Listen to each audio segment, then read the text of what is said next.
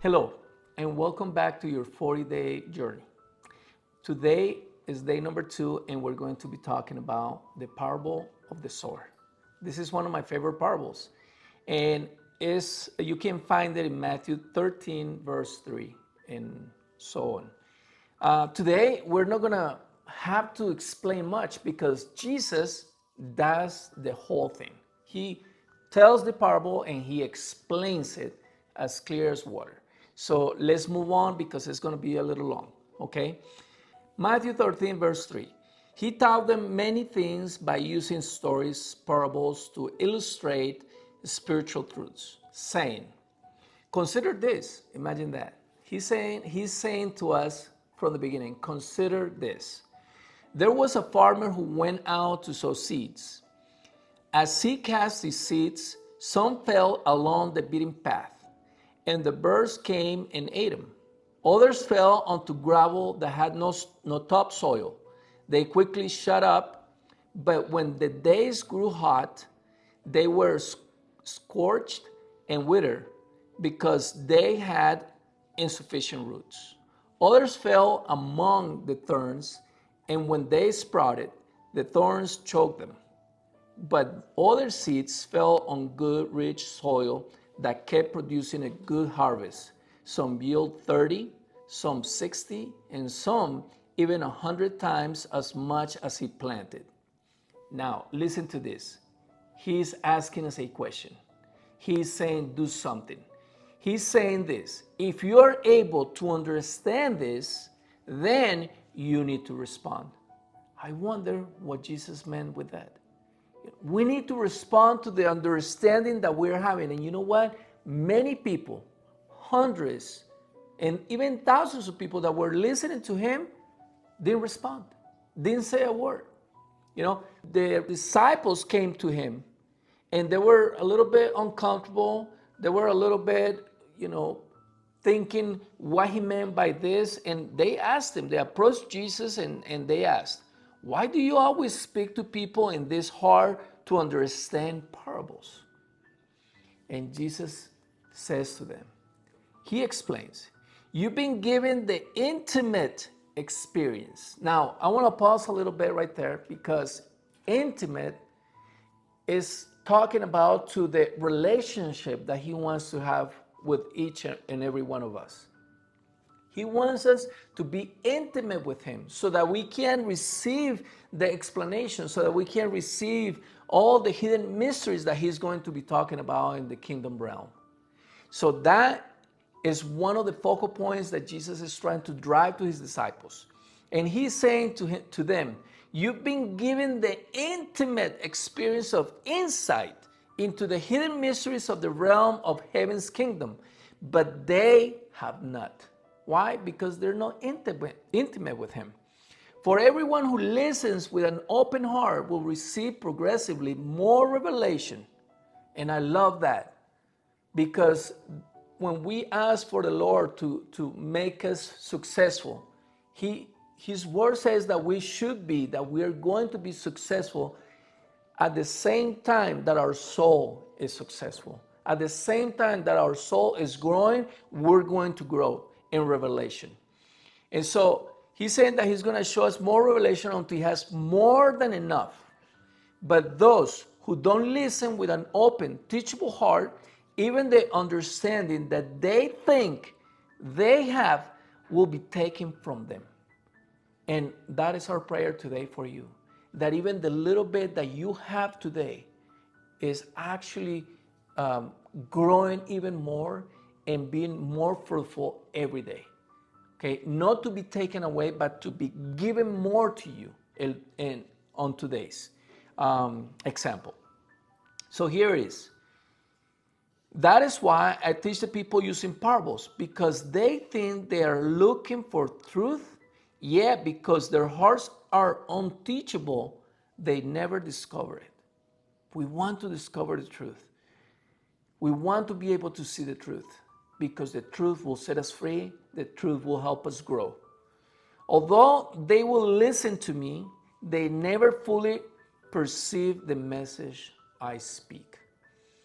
And our hope for you today is that you listen to the Lord.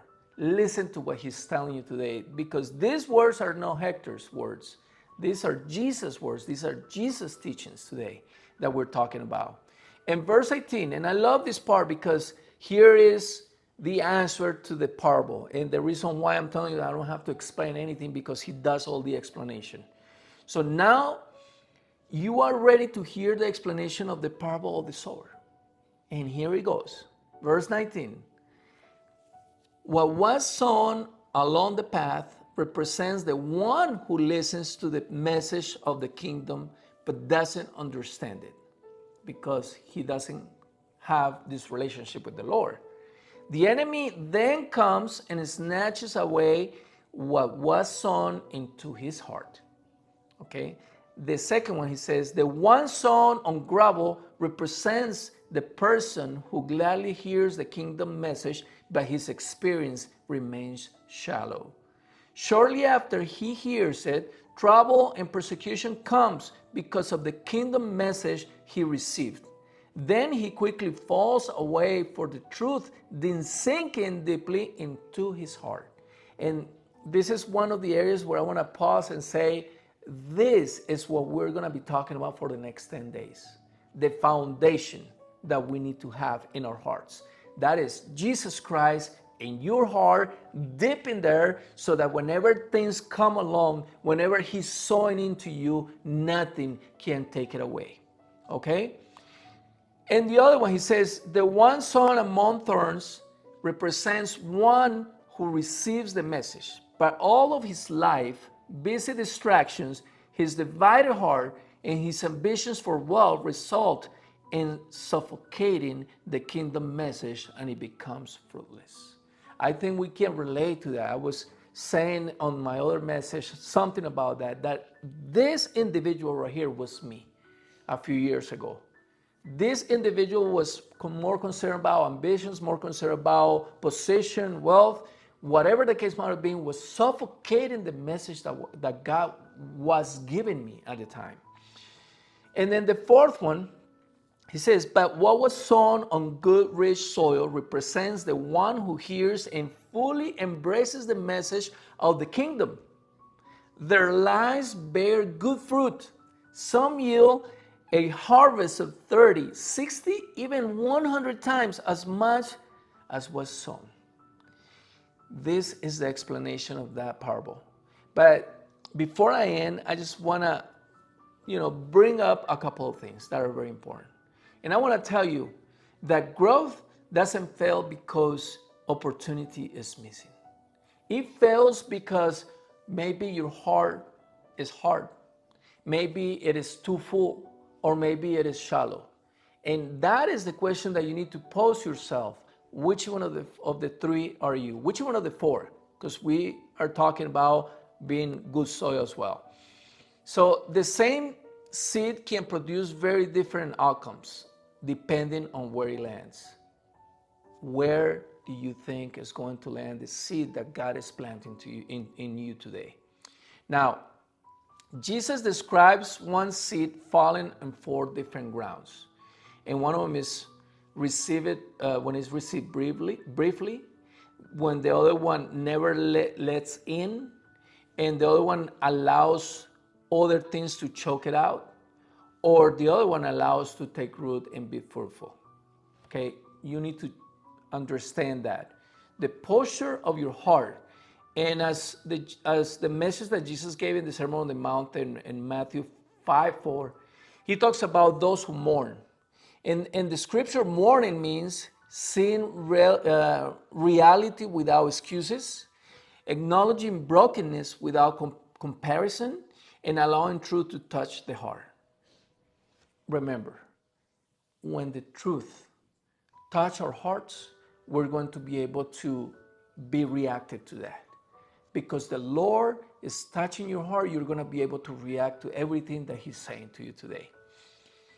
Now, our invitation to you today is that you understand this, that it is not about labeling you whether you are good ground or bad ground, or good soil or bad soil, but that it is about noticing what what is influencing your openness? What is influencing your life today?